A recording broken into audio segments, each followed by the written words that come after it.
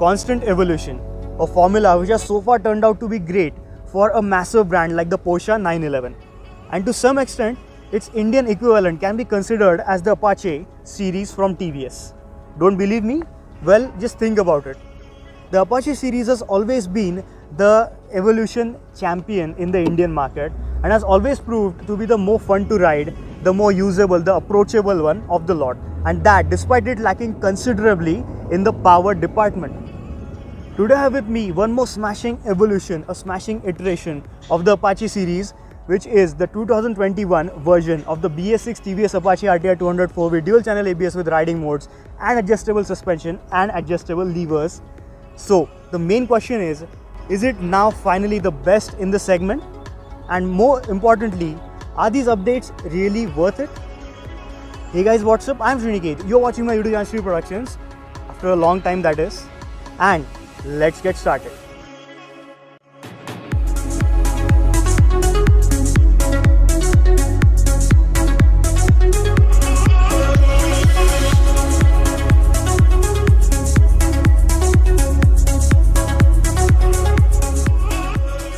So what all is new in the latest 2021 iteration of the 200? Well, the most interesting feature on this bike is the inclusion of 3 riding modes, which is really impressive because this bike does not get a proper ride-by-wire throttle. This thing has never been done before by any other manufacturer. So about the riding modes, it gets 3 riding modes, which is Sport, Urban and Rain, in which the Sport mode gets the most amount of power, which is 20.8 PS, which is 0.3 PS more than the previous 2020 version of the BS6 Apache 200, and 17.2 Newton meters of peak torque, which is pretty much the same. And the rest remaining modes, which is the Urban and the Rain mode, get reduced power output, which is 17.3 PS and 16.5 Newton meters. Other than that, the most noticeable change on this bike is the inclusion of adjustable front forks. Now this feature, and that too it is a Showa unit. Now this feature is not available in bikes which cost at least 10 times as much as this one, which is a really impressive thing. Now the front forks only have preload adjustability obviously, and the rear monoshock again is preload adjustable as before. Other than that, it obviously gets the slipper clutch, which is the only bike in the segment to get it. And then it gets dual channel ABS with the 270mm disc at the front and 240mm disc at the rear. Tire sizes are 90 by 90 17 up front and 130 by 70 17 at the rear. And then the last update, which is the adjustability on the levers, and that is both the brake and the clutch lever, which is a great thing because even some 400cc bikes do not offer both levers to be adjustable.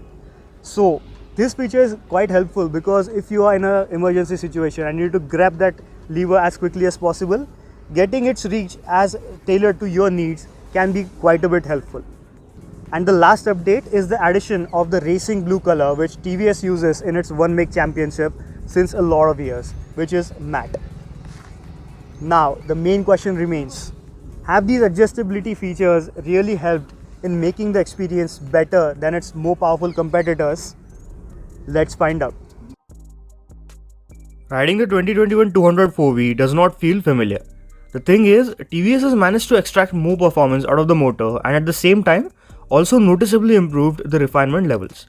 The previous BS6 version did not feel as rev happy, nor did the gearbox. Yes, even the gearbox feels effortless to operate with no false neutrals. Yes, the riding modes do make a difference in the power delivery.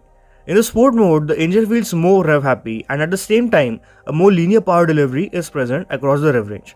About the rev range, only in the sport mode does it hit the red line. In the Rain and Urban mode, you're somewhat reminded of the OG BS3 Apache as it feels more peppy in the bottom end and the mid-range, something that the carbureted 4V was well known for. These modes really stand up to the name then. Gearing on the Apache is a bit different as the first 3 gears are short while the 4th and 5th are a bit on the taller side, which makes you use the gearbox a bit more than usual in medium paced traffic.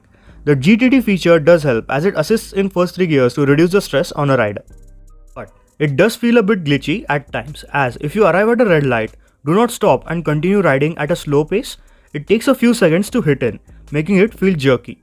About its steering capabilities, well, the performance it packs in its current state of tune means a 6th gear would ruin the experience.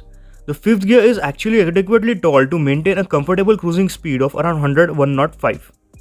About the brakes, the 3 riding modes have only 2 levels of engine output, but more importantly, 3 levels of ABS calibration.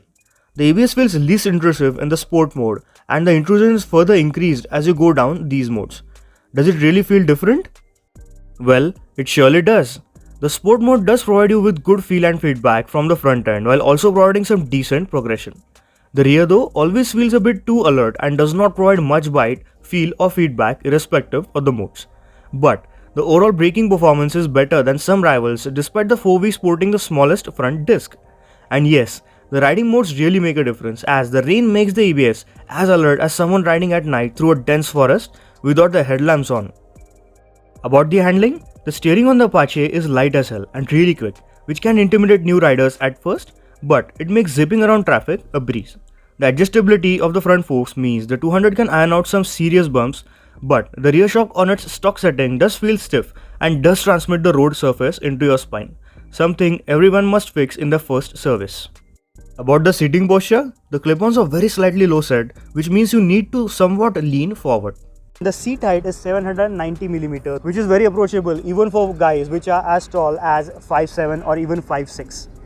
But one Achilles heel of the Apache 200 and even the 160 is the foot peg positioning, because even though they are not very rear set, but the positioning of them is a bit high, because of which tall guys might get a bit of cramps on their knees, I guess.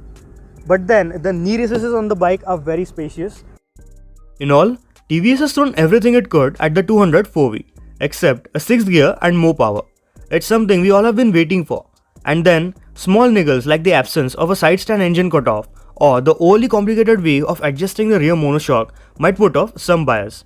But the Apache now packs pretty much everything a young rider needs and wants for the weekly commutes and to make his or her weekends more memorable. And a package like that, offered at a price which is on par with the competitors, even undercutting some, makes the deal even sweeter.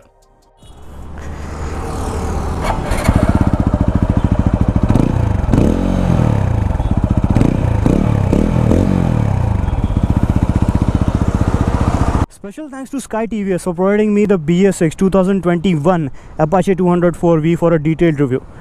Contact details for bookings and test ride are in the description down below. Thanks for watching. I'll see you next time. Bye bye.